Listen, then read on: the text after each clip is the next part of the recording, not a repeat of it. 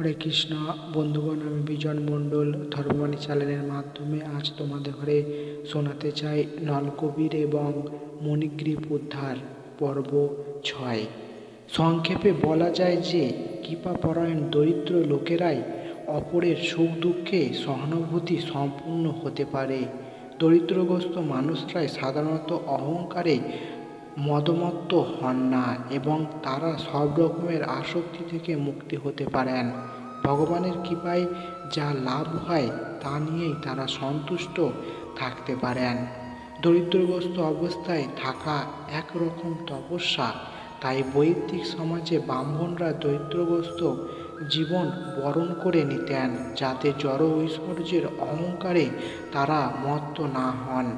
জড় ঐশ্বর্যজনিত অহংকার পারমার্থিক উন্নতির সাধনের পথে একটা মস্ত বড় প্রতিবন্ধক। দরিদ্রগ্রস্ত মানুষ কখনোই অত্যাহারের ফলে অত্যাধিক মোটা হন না এবং তারা প্রয়োজনীয় অতিরিক্ত আহার না করিতে পারায় তাদের ইন্দ্রিয়গুলি অসংযত হয়ে পড়ে না। ইন্দ্রিয়গুলি যখন সংযত থাকে তখন মানুষ অপরকে হিংসা করে না। দারিদ্র আর একটা সুবিধা হচ্ছে যে সাধু মহাত্মারা অনায়াসে তাদের গৃহপ্রবেশ করতে পারেন এবং সেই জন্য দরিদ্র মানুষদের পক্ষে সাধু মহাত্মার সঙ্গ লাভ করা অতি সহজ।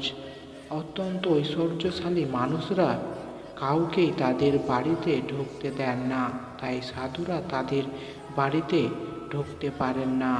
হরে কৃষ্ণ।